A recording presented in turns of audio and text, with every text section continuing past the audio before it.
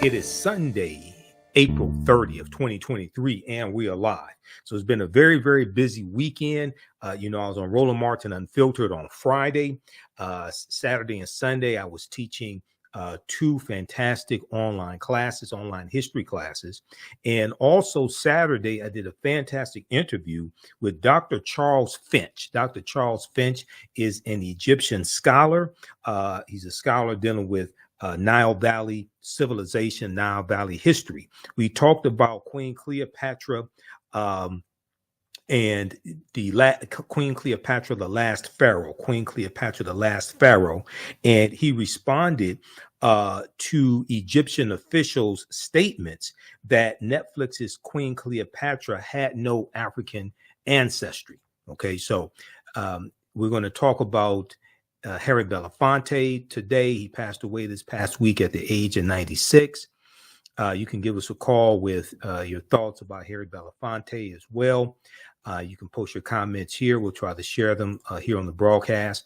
But also, I'm going to share an excerpt of this interview that I did with Dr. Charles Finch as well. Okay, it's a fantastic interview, and we got into a lot of history.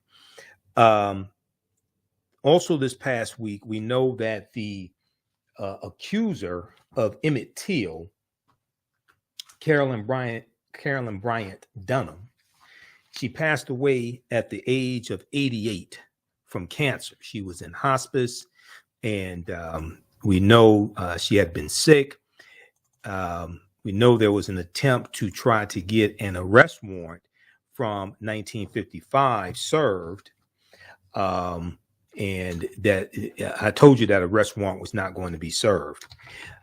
We know that the investigation, there was an investigation done by the Department of Justice that concluded in 2021 and without any charges being filed. It was concluded December 6, 2021, when that Department of Justice investigation closed. Right here on this show, I went through the 16-page report from the Department of Justice and broke down to you why there were no charges filed. It wasn't because of racism. It was because of lack of evidence. It was not because of racism. It was because of lack of evidence. I did a 2-hour broadcast Friday after I finished Roland Martin show. I did a 2-hour broadcast here on our social media platforms dealing with the 16-page report from the Department of Justice. And the name of the report is Emmett Till Notice to Close File.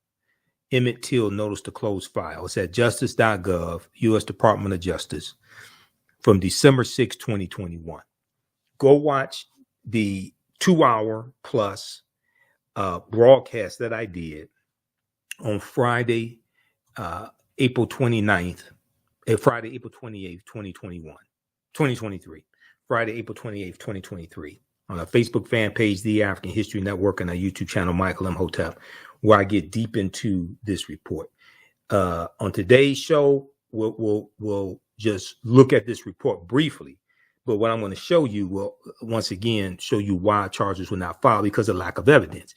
Now, back in 2017, Professor Timothy Tyson, who's a Princeton University professor, Professor Timothy Tyson published a book. He wrote a book that was published in 2017 called The Blood of Emmett Till. And in this book and in articles about the book, he said that Carolyn Bryant Donham recanted testimony that she gave at the trial in 1955. All right. Now, the problem was that when it came time for him to provide evidence to back up the allegations that he was making, that she recanted her testimony, because the Department of Justice investigated this. So when it came time to provide evidence, he could not provide the evidence to document that she recanted her testimony. So once you go through and look at this report, you'll see why, there's a lack of evidence, and they put him on the witness stand. Her defense attorneys will destroy him on cross-examination. I could destroy him on cross-examination. I haven't been to law school. I've taken 2 law classes, but I haven't been to law school. So we're going to talk about this as well. And we're going to go through briefly, because this is only a 2-hour show, that Department of Justice report. And then, last week we ran out of time. I did not get a chance to get to this topic here that we discussed on Faraji Muhammad's show, The Culture, back on April 11th, 2023. But it deals with how spanking children, for African Americans, spanking children is a holdover from slavery, and spanking children was not traditionally practiced in West Africa. Okay, so we'll deal with that as well on today's show. We may be able to squeeze in 1 or 2 more topics and get your calls in as well. Calling number is 313-778-7600. 313-778-7600 is the call-in number if you have a question or comment. We'll also give you some information about the online history classes that I teach on the weekends. We did a free session today of Black resistance movements from the Haitian Revolution, U.S. Civil War, Civil Rights Movement, the Black Power Movement. Visit our website, TheAfricanHistoryNetwork.com, TheAfricanHistoryNetwork.com, and you can register for that free class session. We did about 2 hours and 20 minutes we did today of that class. We had a great discussion today, dealt with a lot of history. We dealt with the Civil War, and we talked about the Homestead Act of 1862. Did you know that the U.S. government gave away 270 million acres of land for 124 years, starting in 1862. It ended in 1976, and African Americans were largely shut out of that massive land giveaway. That's the Homestead Act of 1862. Okay, so we'll give you some information on that as well. Now, on the African History Network show, we focus on educating, empowering, and inspiring people of African descent throughout the diaspora and around the world, because right now it's corrects wrong behavior. What you do for yourself, what you do to yourself, and what you allow other people to do to you and get away with is based upon what you think about yourself. What you think about yourself is based upon what you have been taught about yourself. What you've been taught about yourself is based upon everything you've read, heard, and seen about yourself. So when you control the radius of a man or woman's thoughts, you can control the circumference of his or her actions, because the mind can't do or teach what it doesn't know. Now, we deal with a number of different topics here. We deal with current events, history, politics, education, economic empowerment, entrepreneurship, relationships, love, sex, health issues, and much, much more. Sign up for our email newsletter. Text the word Kemet, Kemet, to 22828 to sign up for our email newsletter. Text the word Kemet, Kemet, to 22828 to sign up for our email newsletter. All right, well, humanitarian and actor extraordinaire and director Harry Belafonte passed away at the age of 96. This past week, we got the news, and I saw coverage of it on MSNBC. I saw coverage of it on Roland Martin Unfiltered. Now, Roland did at least 2 days of coverage dealing with Harry Belafonte. Harry Belafonte was a friend of Roland Martin. Harry Belafonte was also one of my frat brothers as well. He was an honorary member of Phi Beta Sigma Fraternity Incorporated. On Friday's show, Roland also continued his tribute to Harry Belafonte. Now, he didn't let the panel, I was on the panel, he didn't let the panel comment on Harry Belafonte. I don't know why. Maybe it's because of time constraints or what have you, but this is my show, so I'm going to do it here.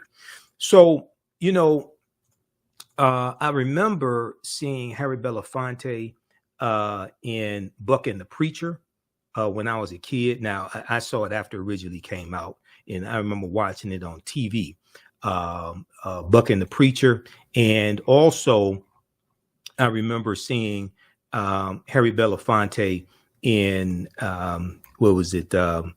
Uptown Saturday Night. Okay, Geechee Dan, Uptown Saturday Night with Sidney Poitier and Bill Cosby. We know we lost Sidney Poitier last year.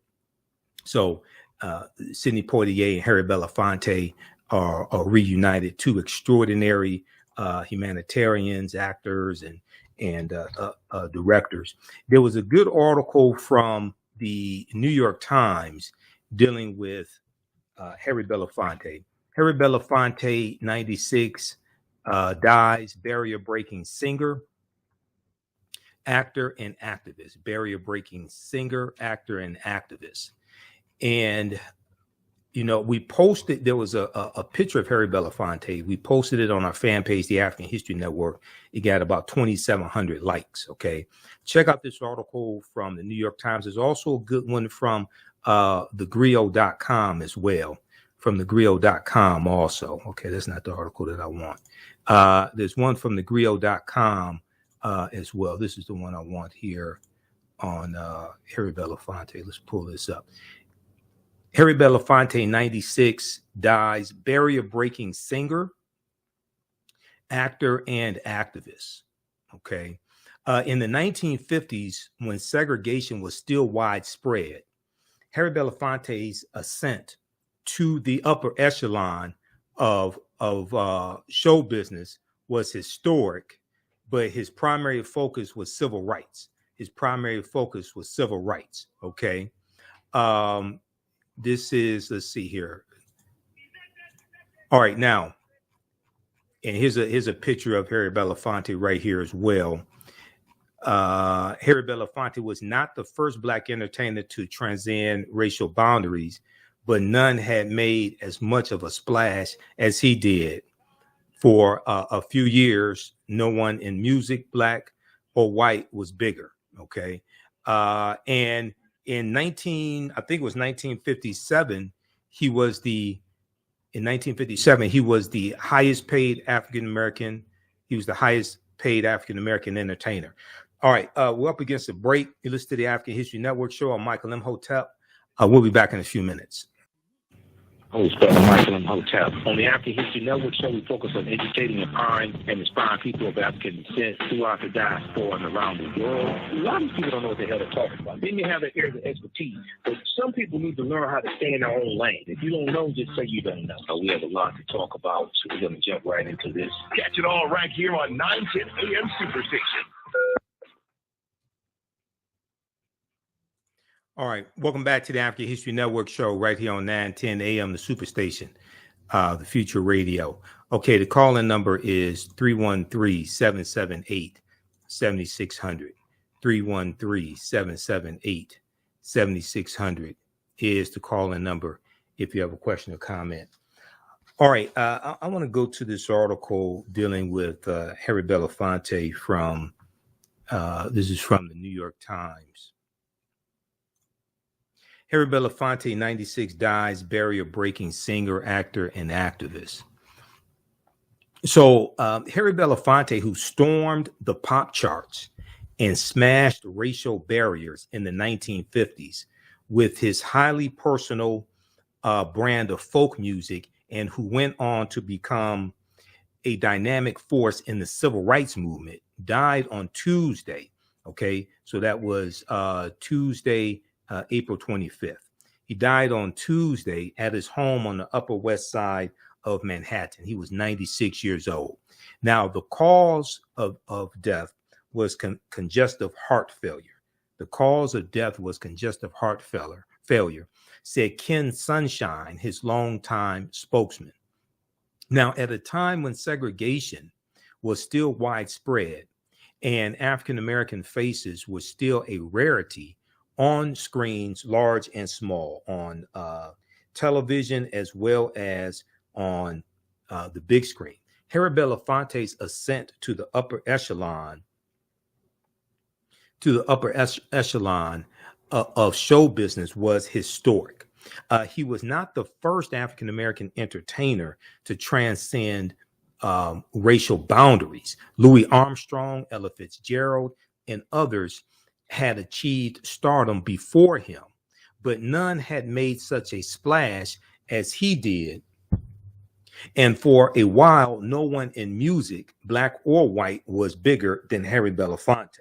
So I remember seeing him on the Muppet Show when I was a kid. I remember Harry Belafonte's involvement with We Are the World. Okay, We Are the World, Quincy Jones, Michael Jackson.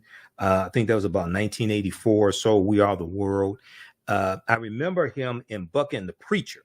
Okay, now in my online class, Black resistance movements from the Haitian Revolution, U.S. Civil War, Civil Rights Movement, and Black Power Movement, we talk about something called the Black Exodus of 1879. And the Black Exodus of 1879 was occurred when you had about 6,000 African Americans migrating from Louisiana and Texas out west to Kansas. All right. This was in 1879. Well, so this is, and they were called exodusters. All right. And they're looking for a better way of life. They're trying to escape Jim Crow laws, trying to escape segregation and domestic terrorism, things of this nature. Well, the movie Buck and the Preacher, which was directed by Sidney Poitier, the movie Buck and the Preacher deals with a wagon train of newly freed African American slaves, former slaves, who are going out west to Kansas, and they're looking for a better way of life. They want to own land, etc. So it's not in 1879. It happens. Buck and the Preacher is set after slavery ends, after 1865, but before 1879. But it is similar in the premise. Okay, it's similar in the premise, and it starred co-star Ruby Dee as well. Ruby Dee was Sidney Poitier's wife. So that's a powerful movie, Buck and the Preacher. And then I remember him in the I remember Harry Belafonte in Carmen, with Carmen Jones with Dorothy Dandridge. Okay. And Carmen Jones was an adaptation. It was a musical, but it was an adaptation of the opera Carmen. Okay. And that was fantastic. I remember watching that on television, probably on a Sunday afternoon or something like that, and I liked Harry Belafonte, but I was watching it for Dorothy Dandridge. I'm just going to be honest with you, because I mean, hey, I was a boy, so hey, I was watching it for Dorothy Dandridge, but Harry Belafonte did a good job. He held his own in that movie also. All right. Now, born in Harlem to West Indian immigrants. So I guess some people say he didn't deserve reparations. But born in Harlem to West Indian immigrants, Harry Belafonte almost single-handedly ignited a craze for Caribbean music with hit records like Deo, the Banana Boat song. And I've been watching performances of him doing Deo, the Banana Boat song as well. I remember him. I think he sung that on The Muppet Show also, because I saw one performance of him on The Muppet Show playing the drums. And also records like Jamaica Farewell. Now, his album was called Calypso in 1956. And this album included both of these songs, Deo, the Banana Boat song, and Jamaica Farewell. His album Calypso reached the top of the Billboard album chart shortly after its release in 1956 and stayed there for 31 weeks. 1956. This is the same year of the Montgomery bus boycott, which started December 5th, 1955, ended December 20th, 1966, lasted 381 days. We know he became excellent friends, close friends with Dr. Martin Luther King Jr., as well as Coretta Scott King and the King family. He became active in the civil rights movement. And also in February of 1968, Johnny Carson let Harry Belafonte guest host The Tonight Show for an entire week. And Harry Belafonte used that platform to push the civil rights issues and push the civil rights movement. And he had one of the guests that he had on the show, I think it was the last day, which would have been a Friday. He had Dr. Martin Luther King Jr. on that show.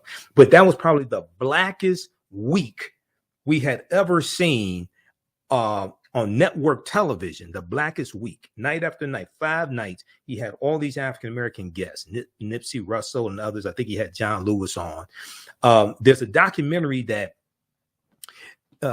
Joanne Reed on MSNBC, she did a documentary dealing with this, and it's called The Sit-In, and it's on Peacock. It's a fantastic documentary. All of the footage, some of the footage of those interviews has been lost, okay?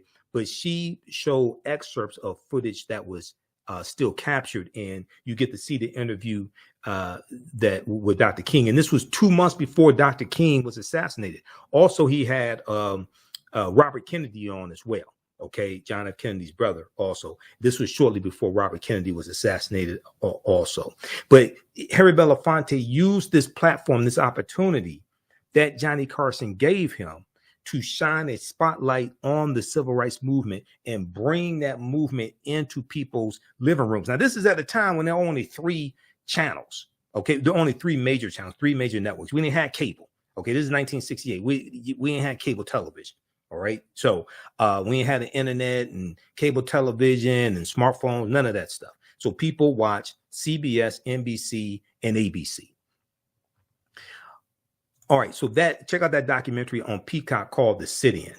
All right, now, Calypso reached the top of the Billboard album chart shortly after its release in 1956 and stayed there for 31 weeks, coming just before the breakthrough of Elvis Presley, who stole a lot of his style from African Americans.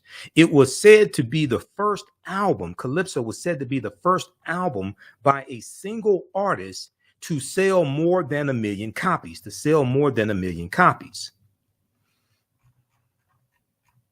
Now, Harry Belafonte was equally successful as a concert attraction.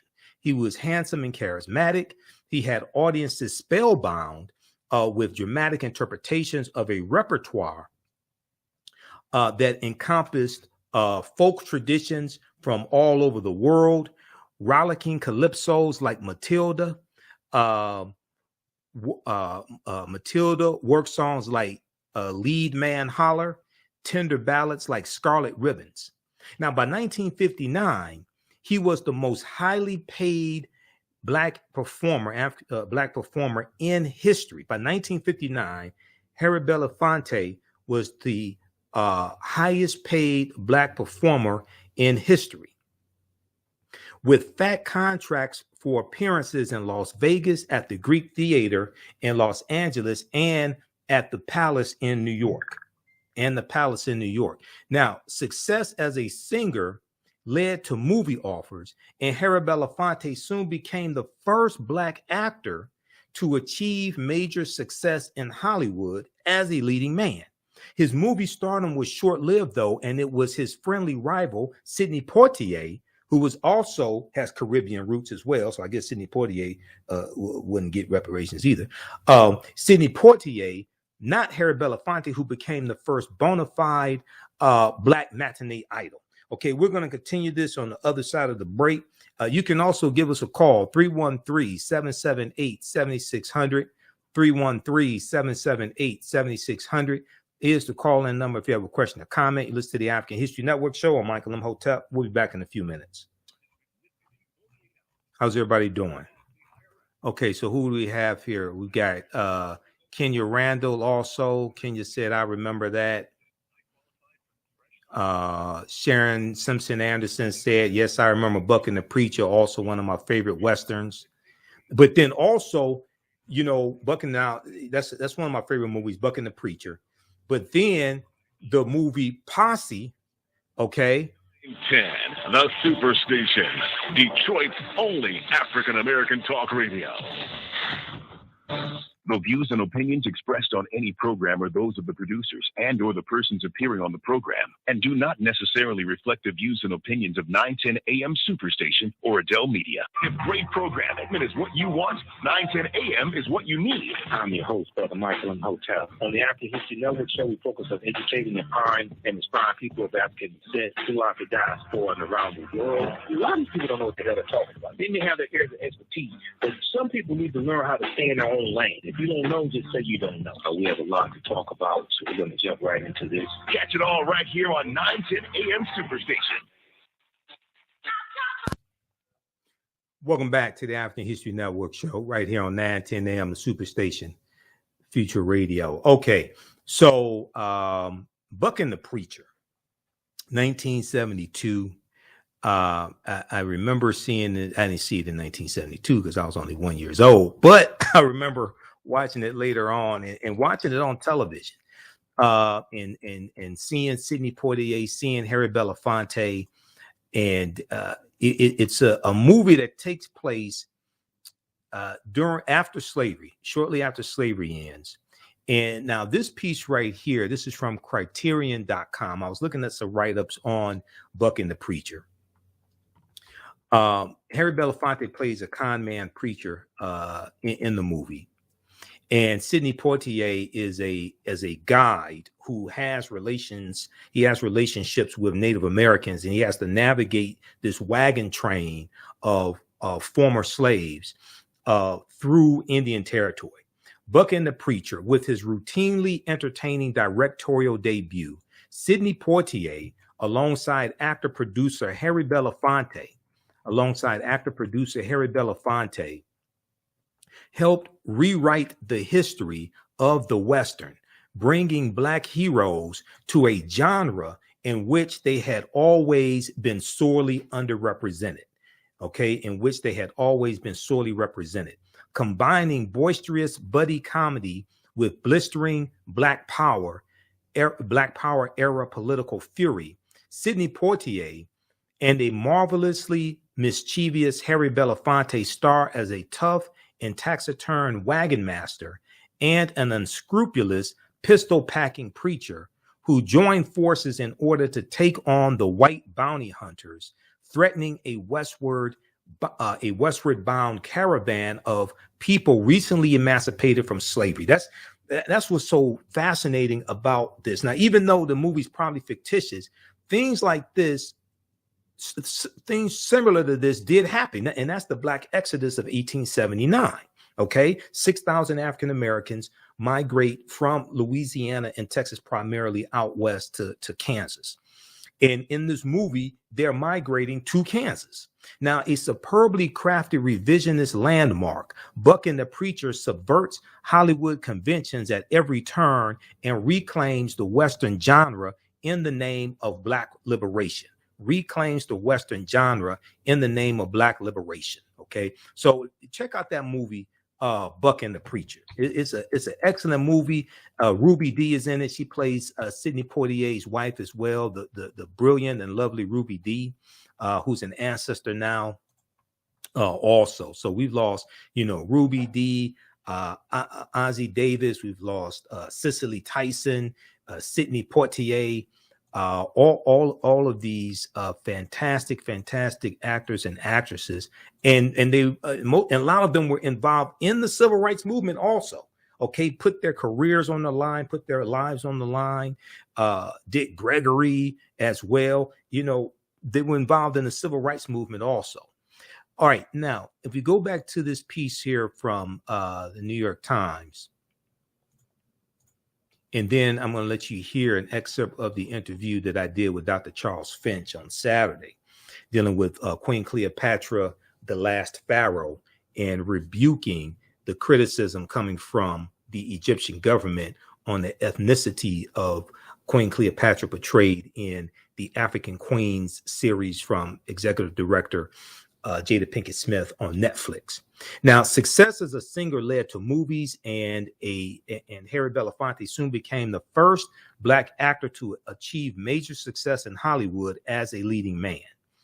But making movies was never Harry Belafonte's priority, and after a while, neither was music. He continued to perform into the 21st century and to appear in movies as well, although he had 2 long hiatuses from the silver screen. But his primary focus from the late 1950s on was civil rights. Now, here's a picture of Harry Belafonte and Dr. Martin Luther King Jr., and the two are reunited now. This is from 1956. Okay, 1956. Let me see if we can pull this up here. Okay, yeah, this is from 1956. Now, this is has to be during the Montgomery bus boycott, because the Montgomery bus boycott goes on till December 20th, 1956. Early in his career, Harry Belafonte befriended the Reverend Dr. Martin Luther King Jr. and became not just a lifelong friend, but also an ardent supporter. Dr. King and Harry Belafonte at the Abyssinian Baptist Church in Harlem in 1956. Okay. Harry Belafonte put up much of the seed money to help start SNCC, Student Nonviolent Coordinating Committee, and was one of the principal fundraisers for the organization and Dr. King's Southern Christian Leadership Conference. So SNCC comes out of the Southern Christian Leadership Conference, right? So SCLC is founded in 1957. It's co-founded by Dr. King and Ella Baker and others, okay? And then in about April of 1960, SNCC is founded, and SNCC, Student Nonviolent Coordinating Committee, SNCC comes out of SCLC, okay? And Ella Baker helps to found SNCC, and she tells them to she tells the, because SNCC was like founded by college students, you know, John Lewis and others, Diane Nash, and she tells them to stay independent of SCLC because she felt that they needed their own organization.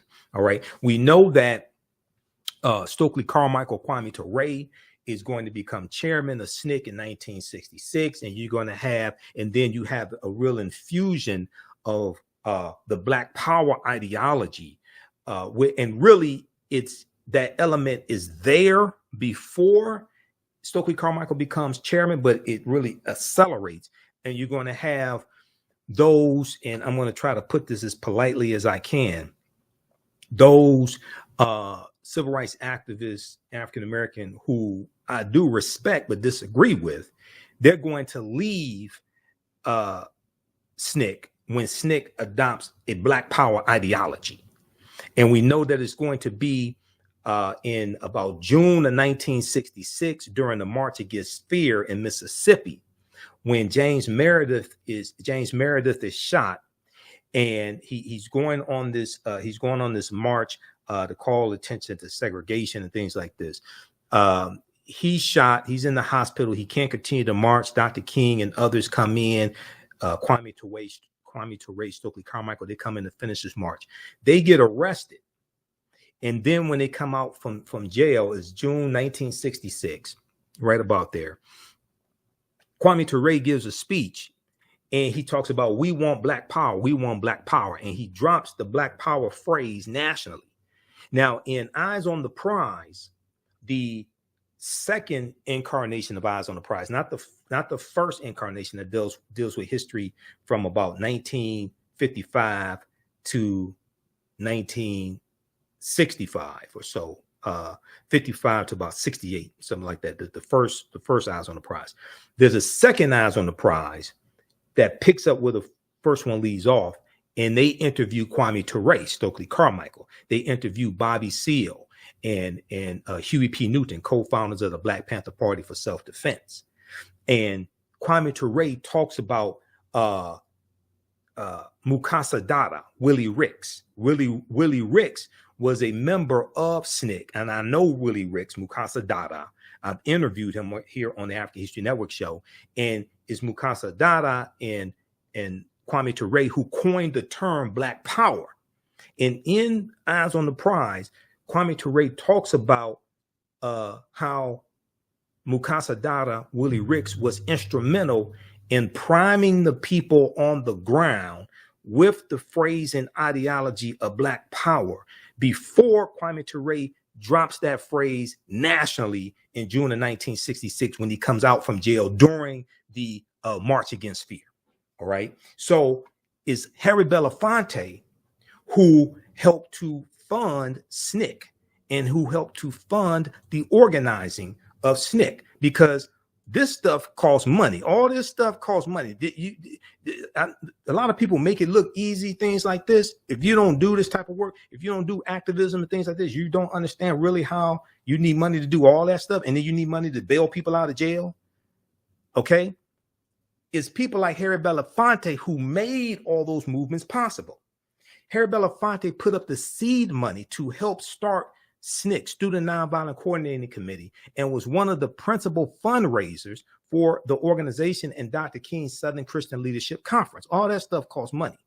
Okay, you can't just call the phone company and say no justice, no peace, or keep hope alive, or whatever phrase you want to come up with, and they keep your phone lines on. No, they want some money. You can't call Xfinity, okay, and say right now it's correct wrong behavior, and they keep your internet service on. They want some money. All right, it costs money to do all this stuff. Harry Belafonte took part in the March on Washington in 1963. We'll continue this on the other side of the break. We'll talk briefly about the sit-in, the documentary The Sit-In, and when Harry Belafonte guest hosted for Johnny Carson in February 1968. We'll be back in a few minutes. Listen to the African History Network show. I'm Michael Imhotep, 9:10 a.m. Superstation WFDF.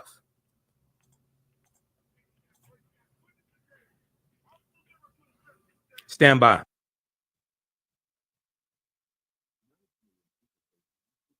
How's everybody doing? Stand by. Back from break in 4 minutes.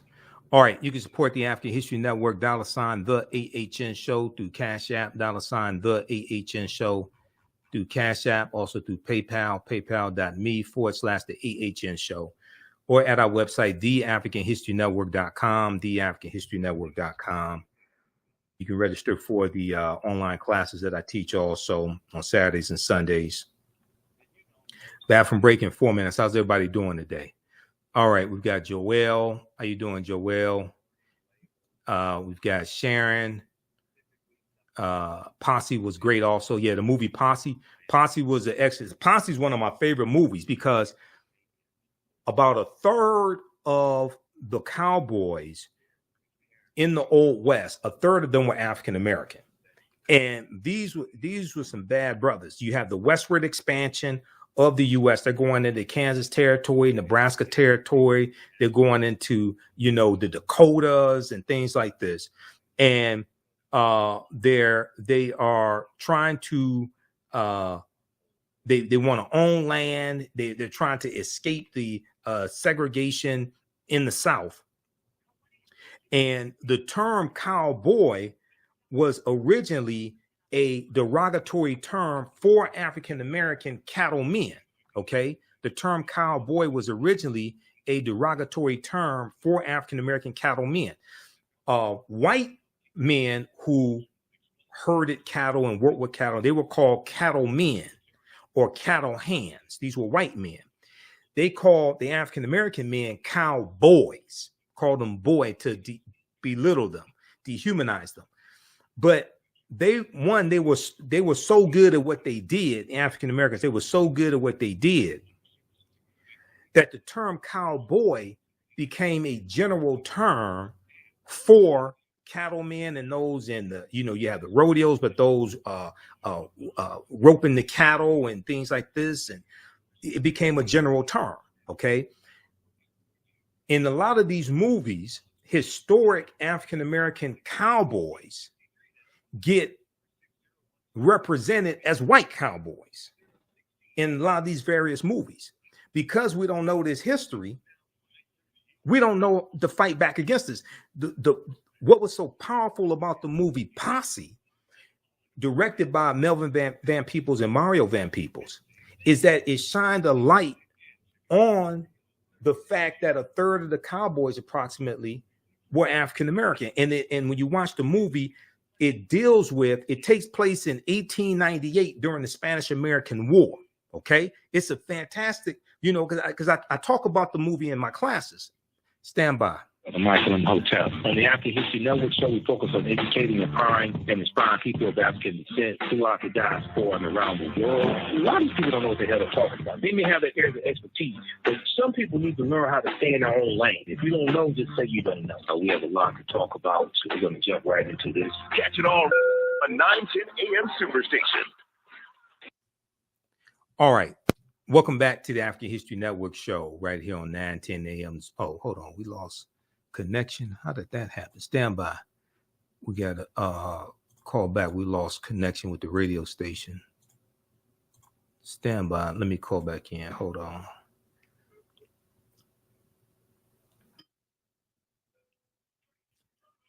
Welcome back to the African History Network show right here on 9:10 a.m. Superstation.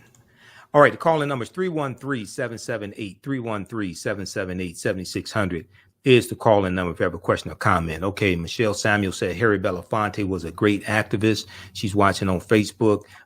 Sharon Simpson Anderson said Posse was also great. The movie Posse, starring Melvin Van Peebles, Mario Van Peebles, they directed the movie. You got Big Daddy Kane in the movie, Tiny Lister, Stephen Baldwin, Reginald Vale Johnson, who was on Family Matters, Carl on Family Matters. This is a fantastic movie. Also, Sally Richardson was in it, so that's why I was watching the movie, okay? Because Sally Richardson's in the movie. But Sally Richardson Whitfield, she's married to DeAndre Whitfield. Fantastic movie that also deals, even though I think it's a fictitious movie, it has a historical background. It takes place in 1898 during the Spanish-American War. You have Jesse Lee, I think his name is Jesse Lee, and he is in the Army, the U.S. Army. The Spanish-American War is Cuba fighting against Spain for their independence, okay? We know that Cuba was one of the island nations that the colonizer Christopher Columbus conquers on his 4 voyages, right about 1494. Well, the Spanish-American War and the U.S. gets involved in this war. Cuba is fighting against Spain for their independence. You have the group of army men that Mario Van Peebles is part of. They're forced to steal some gold from, I think it's Cuba, from the Cubans, okay? And then the backdrop is 1898. It's after Reconstruction ends in 1877. They talk about the grandfather clause of 1877, which was first started in Louisiana when Louisiana writes their state constitution in 1898.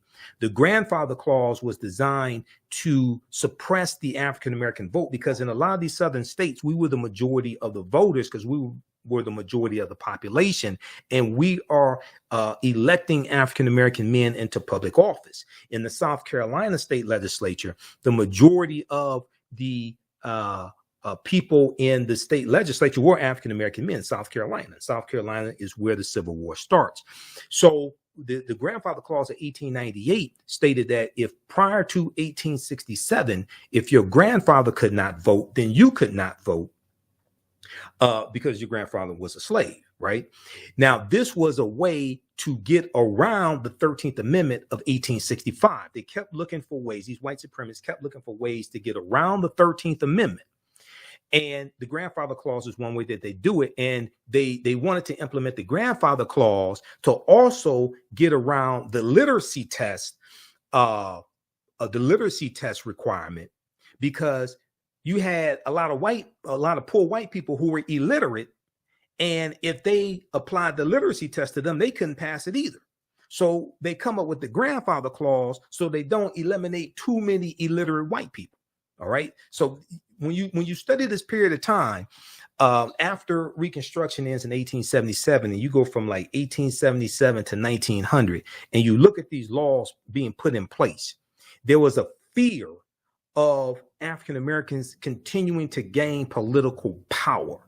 All right. They didn't fear us exercising. They feared us having political power. This is why I tell well-meaning. A lot of people mean well when they say this, but I tell you, you've heard me on Roland Martin Unfiltered say this. You heard me on Faraji Muhammad Show, The Culture. You hear me right here on the African History Network Show. Stop telling African Americans to exercise their right to vote. You don't vote for exercise. If you want to exercise, you go to the gym and work out. You vote for power. Politics is the legal distribution of scarce wealth, power, and resources, and the writing of laws, statutes, ordinances, amendments, and treaties, their adoption, interpretation, and enforcement. When we change what the purpose of voting is, then we will realize the need to be better educated to get a better outcome. If you think that you just vote for exercise, if you think that you just vote for Dr. King and Fannie Lou Hamer, then you don't understand that you vote for power to be able to put in place policies that are beneficial to you, your family, your community, and your people nationwide. Then you could end up voting for people who work to dismantle the legacy of Fannie Lou Hamer and John Lewis and Hosea Williams and Diane Nash and Dr. King and things of this nature. Okay, because the purpose, you're not voting for the right purpose. Everybody else votes for power. Okay, they don't vote for exercise. We have to do the same thing. All right, now, in 1968, Harry Belafonte, because we got to wrap this conversation up because I got other topics to get to. In 1968, Harry Belafonte guest hosted the Tonight Show, and it was there's a documentary about it called The Sit-In. Okay, The Sit-In. And I'm going to try to pull up something here on this. Just give me a second here. Yeah, Harry Belafonte hosted Tonight Show. Okay, I watched this documentary. It's a fantastic documentary. There is an article from the Daily Beast about this as well.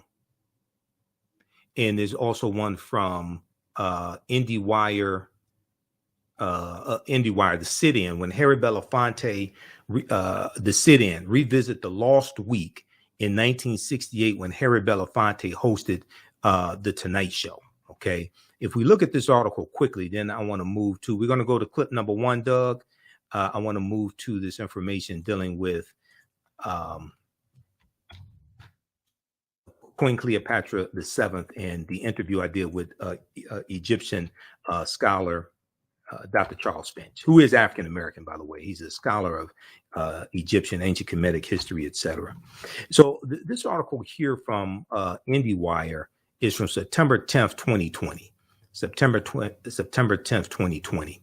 And I want to pull up, we'll show you the name of this article here. This is The Sit-In, revisit the lost week in 1968 when Harry Belafonte hosted The Tonight Show. From executive producer and MSNBC host Joanne Reed, the film chronicles the seminal and almost forgotten moment in American history. Listen to the African History Network show. I'm Michael Imhotep. We'll be back in a few minutes. Welcome back to the African History Network show right here on 910 AM, the Superstation. All right. Let's go back to this article here. And shout out to everybody watching us on Facebook and YouTube. If you'd like this type of information, you can support the African History Network, $ the TheAHNShow through Cash App, $ the TheAHNShow through Cash App, also through PayPal, paypal.me/TheAHNShow. This helps us keep doing the research, stay on the air, keep broadcasting the African History Network show, finance the African History Network. Visit our website, TheAfricanHistoryNetwork.com. TheAfricanHistoryNetwork.com connects you to our social media platforms.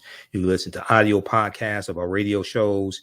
And then you also listen to 910 AM Superstation live, either through the radio or download the iHeartRadio app or the iTunes TuneIn radio app or iHeartRadio, and listen live to 910 AM Superstation WFDF. We have a PayPal, Cash App information there, and also information on the online history classes I teach on Saturdays and Sundays. Okay, so you can register for those classes also. We did a free class session today of Black resistance movements from the Haitian Revolution, U.S. Civil War, Black Power movement, 1800 to 1968. So right on the homepage of our website, click on free class session, April 30th, 2023, and you can go back and watch that. We did like 2.5 hours of that class. Okay, we were talking about the passing of Harry Belafonte right before the break, and I want to go to this article here. This deals with the documentary called The Sit-In. The Sit-In. And the Sit-In chronicles in 1968 when Harry Belafonte sat in for Johnny Carson for an entire week on The Tonight Show. The sit-in revisit the lost week in 1968 when Harry Belafonte hosted The Tonight Show. This is from IndieWire.com, September 10th, 2020, by Tambe Obenson. Okay, and this is the name of the documentary, executive produced by Joanne Reed of MSNBC, called The Sit-In. In 1968, America was embroiled in protests over civil rights and the Vietnam War. In that tumultuous time, The Tonight Show host Johnny Carson turned over his hosting duties for an entire week to actor and activist Harry Belafonte. That was probably the blackest week on network television until Roots in 1977, when Roots aired for an entire week on ABC. That was probably the blackest week on network television. Now, Harry Belafonte's cast of guests included Dr. Martin Luther King Jr. and Bobby Kennedy, just months before they were both assassinated, during a week that's been mostly lost in American history. Thankfully, is now being revisited in a new Peacock documentary, executive produced by MSNBC host Joanne Reed and directed by award-winning filmmaker Yoruba Richen, R-I-C-H-E-N, aptly titled The Sit-In, Harry Belafonte Hosts The Tonight Show. At the time, Johnny Carson's pioneering late-night variety show had become one of the country's most influential platforms. So the move to have Harry Belafonte take this mainstream institution and transform it into a multicultural and political experience, introducing white America to his world of art and activism, was unprecedented. Probably scared the hell out of some white people too. I'm just saying. In 1968, when they turn on, especially down in the South, they turn on the TV to see Johnny Carson, and they're like, they're adjusting the TV.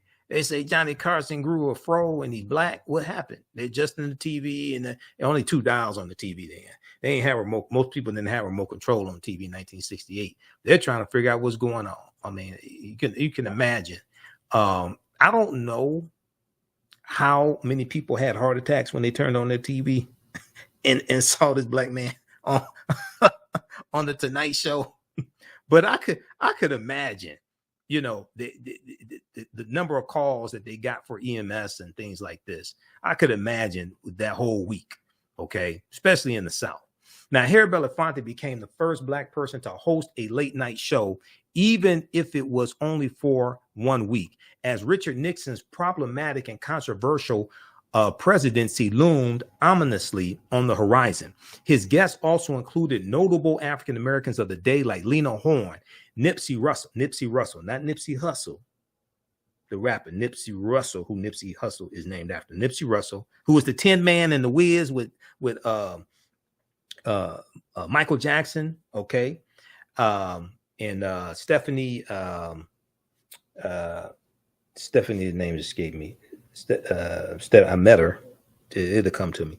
Nipsey Russell, Bill Cosby, and others. Stephanie Mills. Okay, I met Stephanie Mills because I knew her ex-husband. Long story, but I met Stephanie Mills. Nipsey Russell, Bill Cosby, and others all engaged in searing, in-depth interviews taking place in an America that was forced to really contend with itself as a country on the verge of radical change, The Civil Rights and Voting Rights Acts, for example, which still left African Americans behind economically, signaled some progress, no matter how incremental. Okay. Each guest came across as thoughtful and admirable, but also shaken by the uncertainty of the time. It was clear and understandable that none of them had answers to the country's complications. But the show wasn't all politics, as host Harry Belafonte also entertained his audience with comedy and music, watching Paul Newman play the trombone, reliving his role as an expatriate trombonist in Martin Ritt's 1961 drama Paris Blues, which co-starred Sidney Poitier and Joanne Woodward, was especially a treat. The charming Harry Belafonte also verbally jousted with announcer Ed McMahon. Remember Ed McMahon from Star Search? Ed McMahon, and showed home videos of his family on vacation. So check out the rest of this article here. This deals with the sit-in. It's a fantastic documentary that's on Peacock, executive produced by Joanne Reed of MSNBC, The Readout. Okay. And the name of this article from IndieWire.com is The Sit-In, Revisit the Lost Week in 1968. Harry Belafonte hosted The Tonight Show. And you got some, people they haven't been right since. Just scared the hell out of them. There's too much. There's too much black on this little television. This little, I don't know what size of TV, with a little 20-inch, 19-inch, 17-inch black and white TV. It just scared some people to death when they turn on the television. They thought Johnny Carson was going to be on, and they see all these Negroes for a whole week. Oh my God! All right, so rest in peace, Harry Belafonte. All right, I got to switch gears here. I want to go to this next story here. So Saturday, April 29th, I interviewed Dr. Charles Finch. Okay. Dr. Charles Finch is a Egyptian scholar on ancient Egypt, ancient African history, things of this nature. And those that study this type of information, they're familiar with Dr. Charles Finch. We're going to clip number one, Doug. We talked about Queen Cleopatra, the last pharaoh, and he refuted this nonsense also coming from Egyptian officials about her ethnicity. Let's go to clip number one, please, Doug. The hieroglyphic language of the Egyptians, and launched Egyptology as a discipline. Right. And but what happened is that when they could read now the literature and the inscriptions in the Egyptian language, the inscriptions that were carved out of the walls, the papyri they could find, the clay tablets, they began to realize that this was a fantastic, fabulous civilization, which even up by 1820 had not been exceeded or excelled. Now, the Greeks, people talk about the Greeks. I don't have any problem with the Greeks because the Greeks recognized the primacy of ancient Egypt and said so. Right. Especially Herodotus. Right. Herodotus says, don't tell me about what he was a Greek now. He himself was a Greek. He said, don't tell me about what the Greeks did. The Egyptians did it all first, and they're the ones that taught the Greeks. Mm-hmm. This is Herodotus talking. Correct. And because Herodotus is the so-called father of history. Right. Now, let's get back to Cleopatra for a minute. I'm sorry, I'm kind of jumping around a little bit. Cleopatra was far more, shall we say, proud, far more committed to her Egyptian ancestry through her mother than to her Ptolemaic one, to her father. Maybe I'm overstating that a little bit, but not by much. Okay. Because she, like I said, she considered herself an heir of the pharaohs. She considered herself basically an Egyptian pharaoh. Now, there had been three or four previous female pharaohs in Egyptian history, going all the way back to the first dynasty. Hatshepsut being one. Right.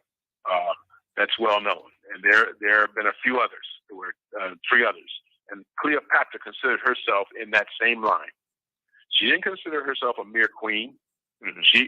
Now, by the way, there was brother-sister marriage among the royalty of ancient Egypt. I think she may have even married her brother so that she could put herself in a position of power. But sooner or later, he was gotten rid of. Right. Cleopatra was ruthless like that, but she's extremely dynamic, though. And as I said, she knew how to wrap, and men just kind of, she wrapped them around her little finger, as they said. And you know what happened when Augustus as we know, it was Julius Caesar that came first, Right. and she wrapped him around her finger. Then Mark Antony came second. She wrapped him around her finger and destroyed his marriage. And then he eventually committed suicide because the fleets of Augustus had defeated his fleets, his military arm, and he committed it. And then also Cleopatra had fled the field of battle, and he just became totally dispirited. And he went to go back to Egypt, literally.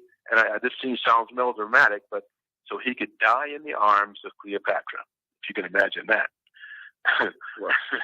Yeah, this seems all very, hokey and made up in Hollywood and movies, but it happened. Yeah, it sounds like a movie, but yeah, it did. And he committed suicide. She committed suicide as well. She died in 30 BC. So you mentioned her mother. Now, from some research on this, it's believed her mother was Cleopatra V. Is that correct? No, I don't think. No, I haven't seen that. Okay. All I've ever heard or seen is that her mother was Egyptian. Okay. And by the way, Zahi Hawass just rejects that. Now, he has any reason for objecting, but he wants to remove all traces of Africa from. Okay, we'll pause it right there and pick this up on the other side of the break. You listen to the African History Network show right here on 910 AM Superstation, the Future Radio. That was Dr. Charles Finch. That's an interview I did on Saturday, April 29th. And the one of the other African queens of Egypt who ruled as a pharaoh was Sebekenfru. Sebekenfru, Sbekenefru. All right. There's a piece from Britannica.com on Sebekenfru. We talked about this also when I interviewed Professor James Small, and we dealt with the Woman King. All right. You had African female pharaohs as well. And Queen Cleopatra VII ruled as a pharaoh. Okay, we'll be back in a few minutes. 910 AM Superstation WFDF on Michael Imhotep, the African History Network show. Welcome back to the African History Network show. Calling numbers 313-778-7600. 313-778-7600 is the call-in number if you have a question or comment. Okay, we'll go to the phone lines here in a few minutes. I got to get back to this clip. This is the interview I did. This is an excerpt of the interview I did with Dr. Charles Finch, Egyptian scholar of ancient African history, Nile Valley civilization history.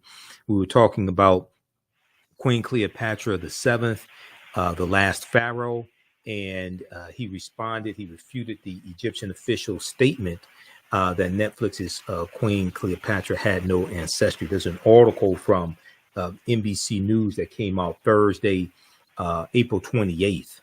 That's probably the strongest statement from the Egyptian government. And I asked them about that. You're going to hear that clip also. Okay, let's go back to the clip, please, Doug. All very, hokey and made up in Hollywood and movies, but it happened.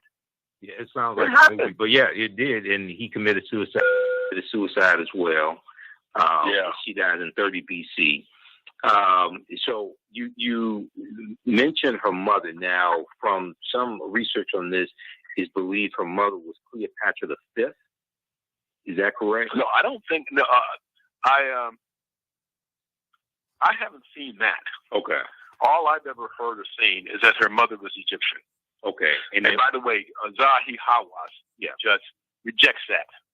Now, he has any reason for objecting, but he wants to remove all traces of Africa from at least from the dynastic line of ancient Egypt. Okay. So let me. Wait.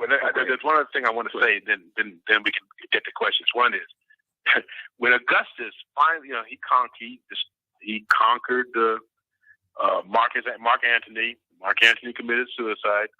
Augustus came to Egypt to take over, the empire.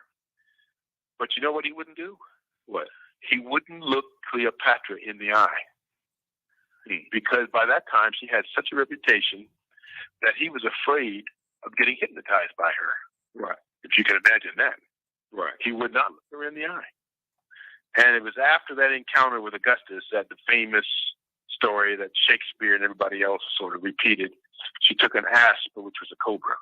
Mm-hmm. And she actually took it in her hand and had it sink its fangs into her. Can you imagine? Right.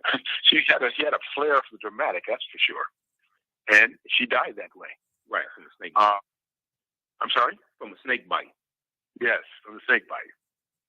And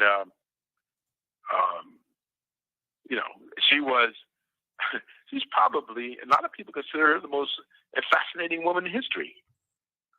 Well, you could argue, you could say yes or no, you could argue about that, but, she came real close to ruling Rome and the Roman Empire. Right. Through the two men that she just completely entranced. Julius Caesar on the one hand, Mark Antony on the other. And Augustus said, no, if I go back, Augustus came and took over the empire and defeated Mark Antony, and he committed suicide and all this. And Augustus knew better. When he finally confronted Cleopatra, he would not look her in the eye. Right. So he was afraid that she was going to mesmerize him, hypnotize him. What can I say? So let me try to put a fine point on this, because I know we're running out of time, and I want you to talk about your new book as well. Okay, now you said that on her mother's side, you said her mother was Egyptian. Now, the period of time that we're talking about, first of all, the Greeks invade under Alexander the Greek in 332 BC, and they conquer in 323 BC. Okay. Mm-hmm. Now, Queen Cleopatra VII is born in 69 BC. Now, this is about 700 years before the Arab invasion that starts in 639 AD. Now, when you say that her mother was Egyptian, what at this point in time in 69 BC, after the you had the Persians invading, you had the Persians who already invaded, you had the Greeks who have invaded, and the Greeks have been there for a few hundred years. When we say Egyptian in 69 BC, Black, I know what you're getting at. No, still black people. Still black people. They didn't stop being black people. Okay. So those people, those different conquerors, they came and they ruled at this. They ruled the empire or the country of Egypt. All right. Mm-hmm. But they didn't change who the people were. Okay. And in fact, each one of them would take an Egyptian wife and or concubine, shall we say? Right. But they didn't change who the people were. They remained black people right up until the time of the Arab invasion, which was, as you say, in the 7th century AD. Right. When after that, and you already mentioned them. You're right. The Persians, mm-hmm. the Greek Macedonians, the Romans, and the Arabs finally. And the Arabs came in droves to Egypt. Right.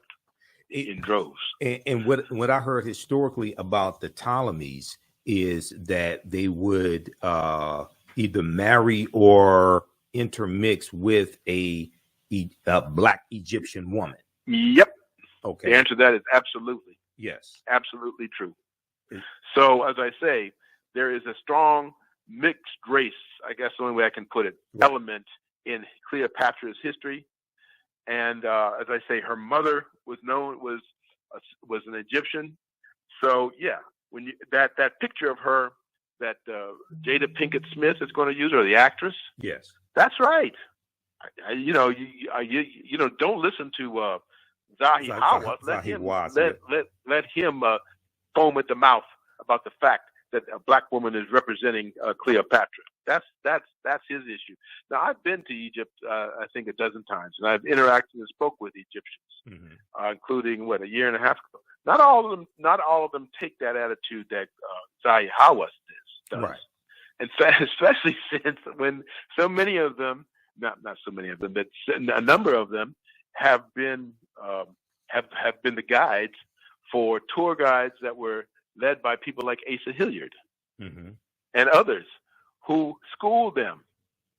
Said, look, taught them John Henry Clark, even Doc Ben Yochanan. And they once they were schooled, they accepted it. They weren't like but Zahi Hawass is just, he lost his mind. Right, and he just can't take it. He for whatever reason, he cannot accept that historical reality. Right. What is it? What do you do? There's nothing you can do but somebody like him. But of course, now he is the one who is in charge of Egyptian antiquities.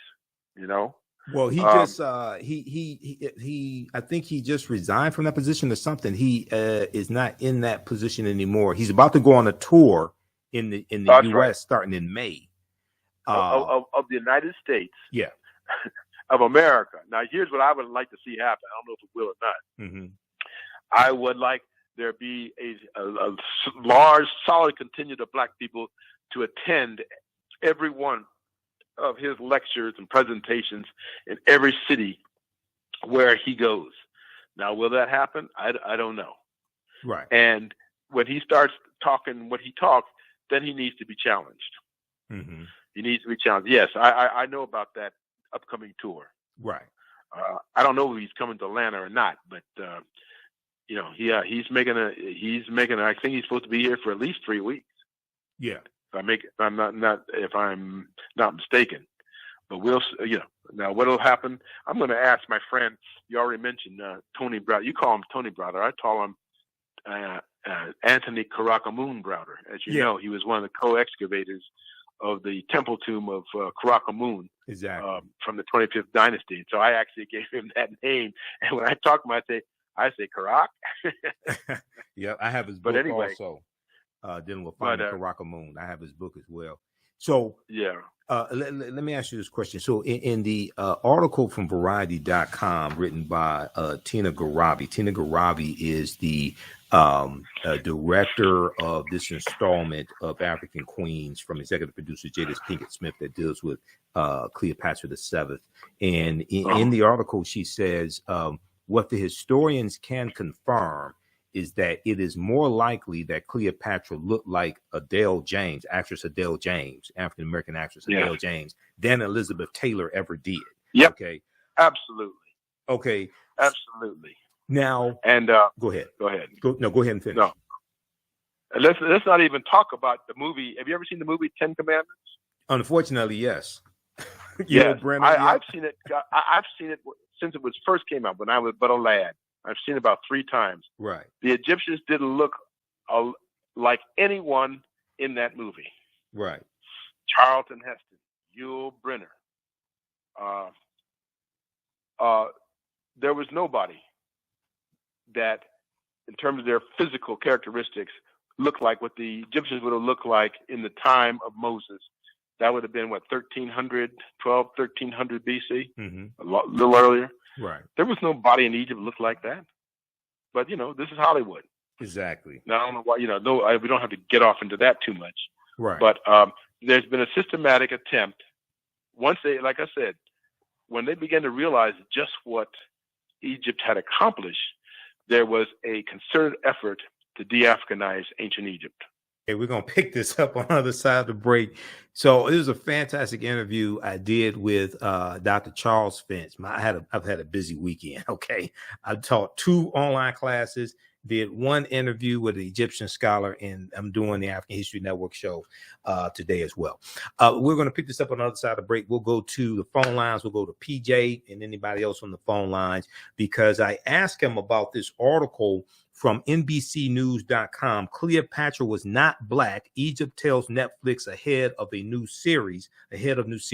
You don't want to miss Dr. Charles Finch's response to what the Egyptian government had to say. We'll be back in a few minutes. Welcome back to the African History Network show. All right. We're going back to this clip from this fantastic interview I did with Dr. Charles Finch, Egyptian scholar, ancient Egyptian scholar, author, historian.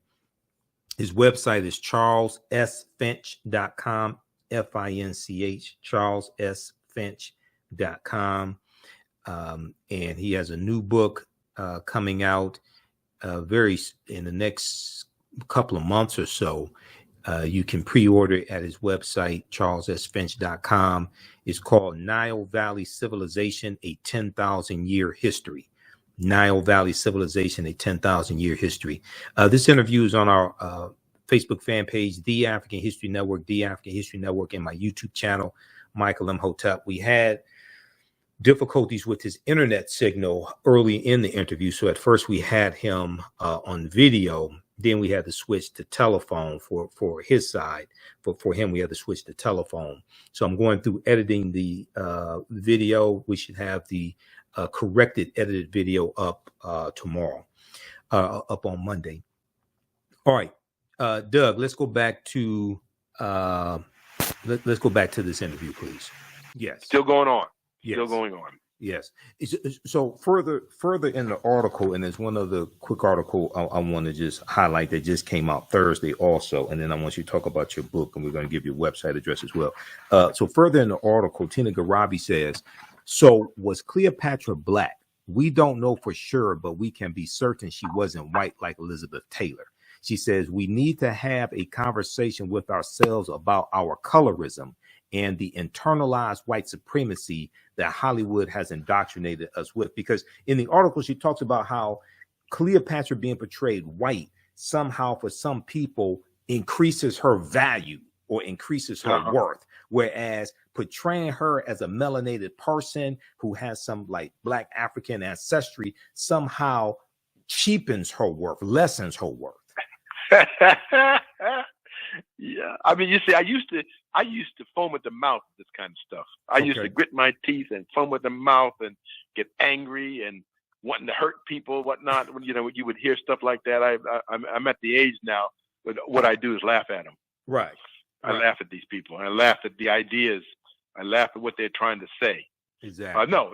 Cleopatra didn't look anything like Elizabeth Taylor. Nothing. And Moses didn't look like anything like Charlton Heston. Right. And Ramesses II didn't look like Yul Brynner. Right. Jeez. Right. Exactly. And this is propaganda from the media. Why? So in talking to you and coming up with the title for this interview, you referred to Queen Cleopatra as the last pharaoh. Okay. Yeah. And some people who I guess think they know about African history but really don't said, oh, she wasn't a pharaoh, or the last pharaoh was 600 years before that. What happened? Why do you refer to Cleopatra as the last pharaoh? Because that's how she thought of herself, and that's what she called herself, and that's in effect, you know, she did have Egyptian ancestry. Yes. So she wasn't just a Ptolemaic Macedonian. Right. She kept, and even the Ptolemies got so that they de-emphasized their Macedonian ancestry and increasingly Egyptianized themselves, and married into the local populace, as we've already seen. Right. So they considered themselves, they wanted to rule in the line of the pharaohs. They weren't trying to be Macedonian kings. They wanted to be thought of. They wanted to live like and be thought of as pharaohs. And Cleopatra was no different. She was, as far as she was concerned, she was an Egyptian. And therefore, she was a pharaoh. She was a pharaoh, and she was either the fourth or fifth female pharaoh in Egyptian history, because there had been women pharaohs in Egyptian history. Right. Exactly. Early, going all the way back to the first, the earlier dynasties. Yes.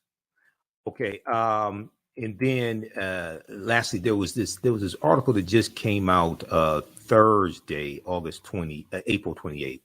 And NBC News has this article. Zahi Hawass is quoted in it, of course. Now this one, this contains a statement from the Egyptian Ministry of Tourism and Antiquities. But the name of this article is "Cleopatra Was Not Black. Egypt Tells Netflix in Growing Feud ahead of new series. Okay. And I just want to highlight something here because it's important for us to have scholars like you and others that push back on nonsense like this. Okay. And in this article here, let me bring it back up here. Just a second, as I have it on the screen. Okay. So it says that Queen Cleopatra, which is released May 10th, features Adele James in the lead role, a casting decision that the streaming giant Netflix says is, quote, a nod to the centuries-long conversation about the ruler's race, end quote, but which officials in Cairo have dismissed as, quote, blatant historical fallacy, end quote, blatant historical fallacy. The government stated, the government statement from Cairo, the government statement issued Thursday marked an escalation in a feud that has sparked demands for the show's cancellation amid a broader debate over representation in popular culture. So they go on to cite the Egypt's Ministry of Tourism and Antiquities, argued that the documentary nature of the feature, quote, requires those in charge of its production to investigate accuracy and rely on historical and scientific facts, end quote. They quote Dr. Mustafa Waziri, Secretary General of the Supreme Council of Antiquities, said in the statement that Cleopatra's appearance in the show was, quote, a falsification of Egyptian history and a blatant historical fallacy, end quote. I know you've hit on it before, but for those just tuning in now, how would you respond to that? Besides getting mad, Yes. angry, ready to go. I love to go face to face and chin to chin with any of these people. It reminds me of the situation of the Cairo Symposium in 1970. Yeah, that's right, 1974, when Sheikh Anta Diop, not Diop, Diop, and Teofilo Benga, yes, faced off against a phalanx of European and Egyptologists, yes, about just this very issue. And after this debate was concluded, the moderator of the debate says, well, only Doctors Diop and Obenga came to this discussion, this debate, prepared to make their case that the ancient Egyptians were an black African race, and they won the day. Now, this is 1974, and they were up against Europeans and Arabs who were trying to. So that was another excerpt of the fantastic interview I did with Dr. Charles Finch. You can, we'll put that on the homepage of our website, TheAfricanHistoryNetwork.com, but it's on my YouTube channel and Facebook fan page, The African History Network. Visit his website, Charles S. Finch, FINCH.com, CharlesSFinch.com, and get his new book, Nile Valley Civilization, A 10,000-Year History. Okay, we're coming up on the break. When we come back from the break, we'll go straight to the phone lines. Listen to the African History Network show. I'm Michael Imhotep, 9:10 a.m. Superstation WFDF. We'll be back in a few minutes. Welcome back to the African History Network show. All right, let's go to the phone lines. Do we still have PJ? Let's go to the phone lines. Whoever we have on line one. Welcome to the African History Network show. Thanks for holding. Tell us where you're calling from. Hi, this is PG, and I'm calling from Oakland County, Michigan. Okay, PG. You know, I was listening. Yes, PG, like in Pretty Gorgeous. Okay. Parental guidance. Yeah. Okay, go ahead. Rated PG. Yeah, go ahead. Okay, so I was listening to the gentleman that you were interviewing, and he said that as this person making their rounds to tour and talking about African American history, it would be great if a lot of Black people would go. And I think that our history is very, very important. I think that we should always want to learn about the history. But what I've heard people say is when they go to some of these seminars or symposiums and they're listening to the evolution of our race and going all the way back and the Egyptians and the Moors, they always feel like sometimes the presenters make them feel stupid because they don't know. And my question to you would be, is there anybody that knows everything, and even if you ask them, can they tell you, or should the people doing the presentation be grateful that, number one, the people came out, number two, they want to hear it, but you have to start somewhere when you're learning. Okay, so what are your thoughts about that? That was Dr. Charles Finch that I was interviewing. Dr. Charles Finch was talking about Dr. Zahi Hawass. Dr. Zahi Hawass is the former, I think his position was former Minister of Tourism and Antiquities in Egypt. Dr. Zahi Hawass is going on a tour in May and June in the U.S., discrediting the Africanity, the Black African presence in ancient Egypt. Okay, and Dr. Charles Finch was saying that there needs to be a contingent of African Americans at each one of those lectures that Dr. Zahi Hawass goes to, Dr. Zahi Hawass does, to challenge him on this nonsense that Dr. Zahi Hawass is saying. That's what Dr. Charles Finch was saying. Now, as far as people, yes, people should be grateful that people come out to their presentations, things like this. Sometimes sometimes you have scholars, what have you, that sometimes talk down to people. A lot of times they don't. A lot of times they may not mean something negative by it. It depends upon who it is in the situation. Okay, but we have to. We can't become so conscious that we become unconscious to the fact that everybody's not as conscious as we are. So we have to understand that everybody has to start somewhere. So we have to be cognizant of that as well. Okay, all right, PG. Now you were talking, if I could just ask you one other quick thing. So you were talking about the complexion and colorism of Cleopatra, and the fact that Julius Caesar and Mark Antony didn't want to look in her face because they thought they would just be mesmerized and mind blown to the point that she could do whatever. No, he wasn't. I always thought that because Mark Antony was Julius Caesar's number one man, that he couldn't look in her eyes because he betrayed Julius Caesar by having an encounter with her. Okay. All right. Thanks for calling. We're almost out of time. Okay. That's not what Dr. Charles Finch was saying.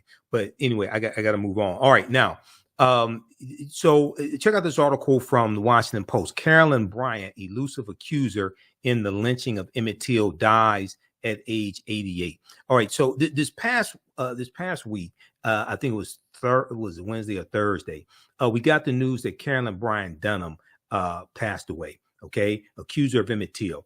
The wife of one of Emmett Till's confessed killers. She was a central figure in the 1955 murder that helped spur the civil rights movement. Okay, so this is from April 27th, 2023. April 27th, 2023. That was Thursday. All right, now, so in this article, it talks about Carolyn Bryant Donham and talks about so she had cancer, she was in hospice, and so we know she passed away. There were no charges filed against her. Now, what I want to get to, you can read this article here. What I want to get to is in December 6, 2021, the Department of Justice ended a investigation that they opened right around 2018, I think it was, after the book, The Blood of Emmett Till, came out. Okay.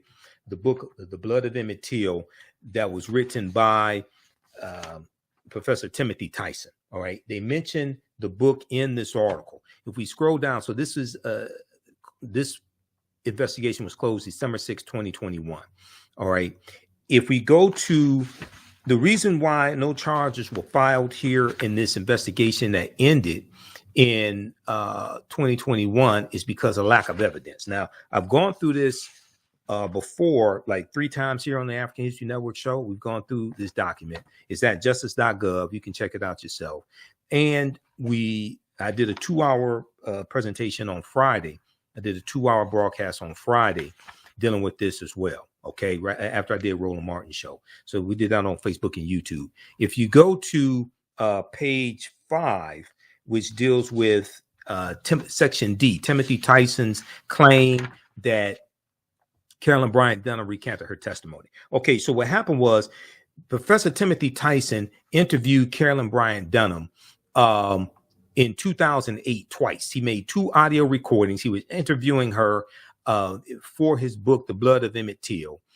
And he didn't say anything about this smoking gun evidence that she recanted testimony until about a month before his book came out. Okay, shortly before the publication of the book, The Blood of Emmett Till, 2017, Professor Timothy Tyson revealed to several media outlets that Carolyn Bryant Donham had, during an interview with him nearly a decade earlier, recanted the account that she had provided under oath during a hearing at Roy Bryant's trial. That was her husband, her then husband. Tyson's account suggested that Carolyn Bryant Donham lied in court in 1955. Statute of limitations for that court trial was about 7 years, so statute of limitations expired, and lied during the FBI's 2004 investigation. Specifically, Timothy Tyson stated that Carolyn Bryant Donham admitted that her representation that Till had made verbal advances toward her in the store was not true. You got to go through and read this, because when they go through and they ask him for the evidence to back up the claims that he was making in the media and in books, he couldn't provide the evidence to back up the claims. Okay. Those watching on Facebook and YouTube, keep watching for a few more minutes. We're out of time here on 910 AM Superstation WFDF. Right now, it's correct wrong behavior. It's not over till we win. Wakanda forever. We'll talk to you next week. Peace. All right. We're going to continue just for a couple more minutes, and I got to get out of here. So when you go through, so this pages 4 through 8 are the most important pages in this document. Pages 4 through 8. This is a 16-page document. Okay. In the book, Tyson identified a September 8, 2008 interview with Carolyn Bryant Donham. So this is page, I think this is page 6. Which page is this? 6 or 8? 17.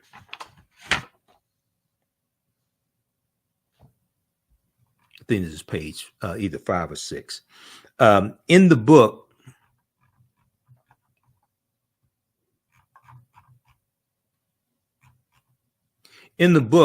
Tyson identified a September 8, 2008 interview with Carolyn Bryant Donham and, quote, accompanying handwritten notes by the author, end quote, as his sources for these and other statements of Carolyn Bryant Donham's included throughout his book.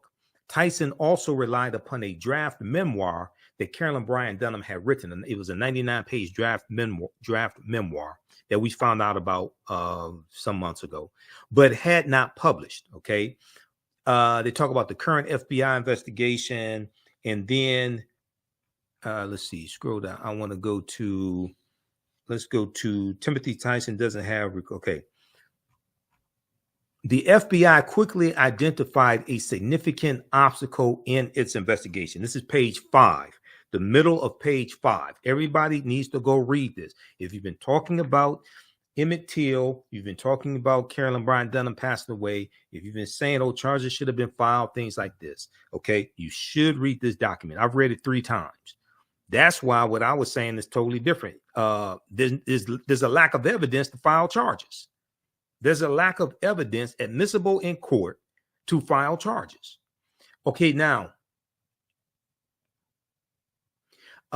Professor Timothy Tyson conducted 2 separate interviews with Carolyn Bryant Donham and recorded and transcribed both. However, the key statements that Carolyn Bryant Donham reportedly made to him recanting her previous testimony were neither recorded nor transcribed.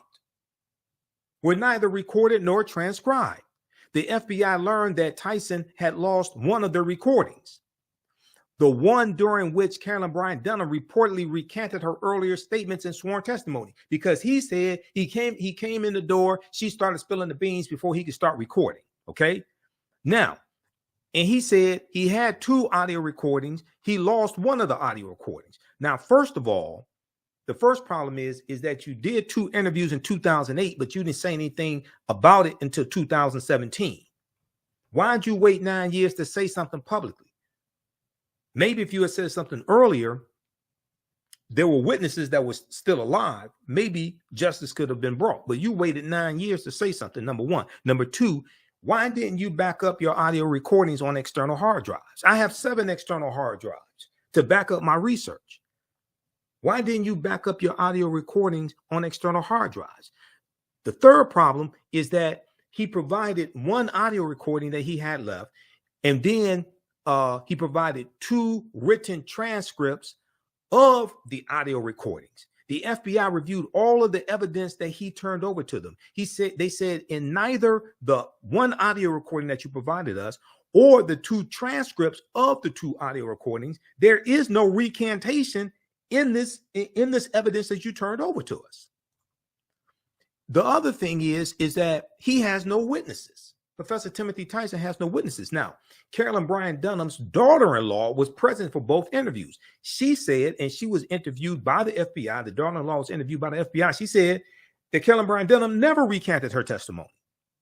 So when it came time, when you go through and read, especially pages 4 through 8 are critical of this report, because I read it when it came out.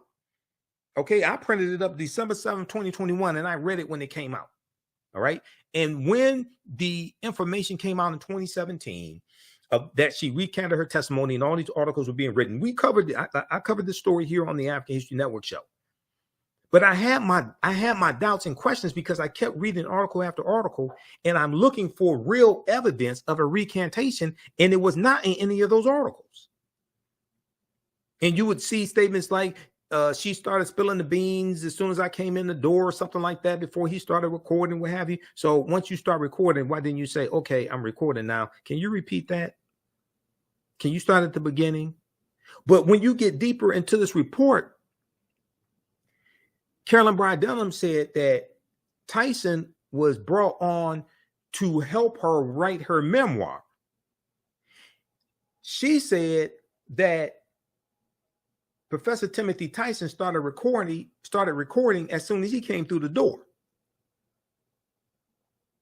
He said she started spilling the beans before he could start recording. Then he kept changing his explanation of whether or not he actually recorded a recantation. And he also kept changing his explanation of what happened to the second recording that he said he lost. When you go through and read the 16-page report from the Department of Justice, you see that there's a lack of evidence to even get a grand jury to indict her based upon evidence admissible in court. 1, 2, if for some strange reason she was put on trial, when her defense attorneys, because she's not going to go in the court by herself, this is not people's court, she's going to have defense attorneys. Professor Timothy Tyson is going to be called as a witness because when you read this report, the investigation was opened back up because of the allegations he was making in his book and allegations he was making in the media. So when the prosecution would have to put him on the witness stand, well, on cross-examination, her defense attorneys would destroy Professor Timothy Tyson on cross-examination. I could destroy him on cross-examination. I haven't even been to law school. I've taken 2 law classes, but I could destroy him on cross-examination. There's so many holes in his argument. So this is why when this 2021 investigation was closed December 6, 2021, no charges were brought because there's lack of evidence. This is what I said then. I say the same thing now if you actually go through and read this. All right.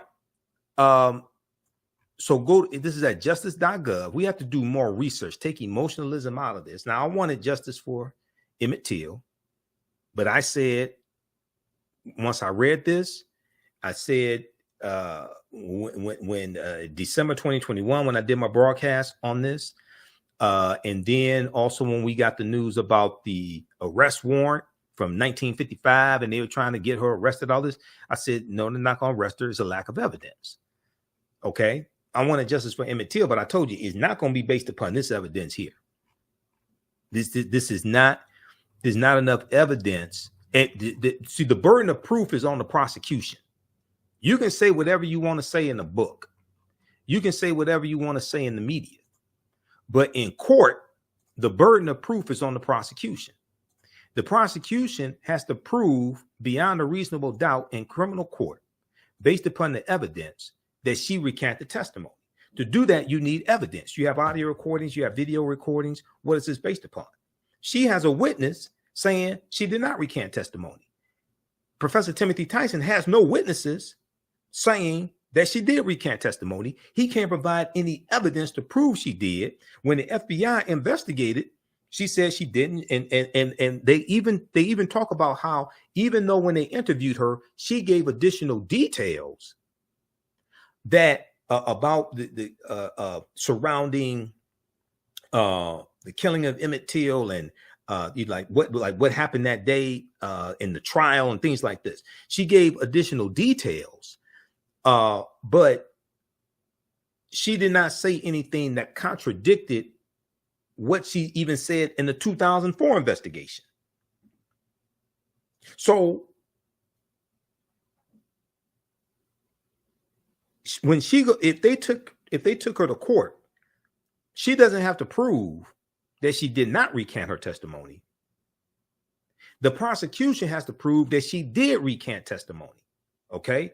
And not what they would have to prove is that when she was interviewed for this investigation that closed 2021, that she gave false statements to the interviewers, false statements to the FBI. That's perjury. Okay. Giving false statements. That's like a 5-year felony. She cannot be tried on perjury. She cannot be brought up on perjury charges dealing with the 1955 trial, because the statute of limitation on perjury is like 5 to 7 years, depending upon the state. But giving false statements to the FBI in an investigation, you can be brought up on charges dealing with that. Okay. But they would have to have evidence to prove that you're lying. Now, even though they said that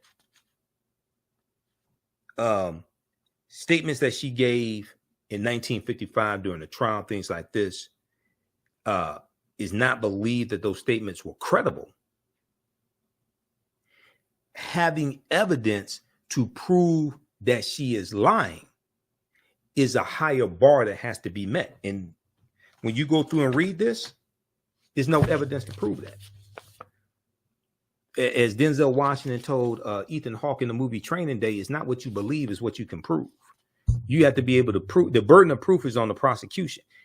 They have to be able to prove this beyond a reasonable doubt in court. And based upon the information that Professor Timothy Tyson is talking about, there's no evidence of that. Because when it came time for him to provide the evidence, he was interviewed by the FBI.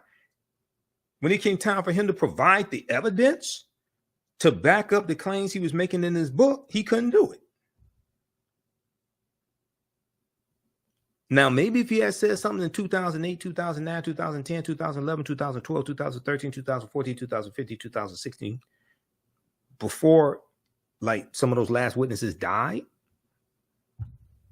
maybe they could have gotten some type of justice. All right, look, we have to get out of here. You can support the African History Network, $ the AHN Show through Cash App, $ the AHN Show through Cash App, also through PayPal, paypal.me/the AHN Show. This helps us keep doing the research, stay on the air, keep broadcasting, pay some of the bills, etc. Register for the online history classes I teach on Saturdays and Sundays. Ancient Kemet, the Moors, and the Ma'afa, understanding the transatlantic slave trade, where they didn't teach you in school. We did a free class session of Black resistance movements from the Haitian Revolution, U.S. Civil War, Civil Rights Movement, and Black Power Movement today. So as soon as we have the information on the homepage of our website. You can still register for both classes, but you can register for that free class that I did. And that full course is on sale, is discounted, $40, regularly $130. Click right here for the free class session from April 30th, 2023 at our website, TheAHNShow.com. We do the sessions live. All the sessions are archived and recorded. You can go back and watch it anytime. We have a bundle pack where you can get both courses. The bundle pack is on sale, $80. That's a $300 value. You also get 5 of my lectures free in digital format. It'll be in the video library. And then the class I teach on Saturdays, Ancient Kemet, the Moors, and the Ma'afa, understanding the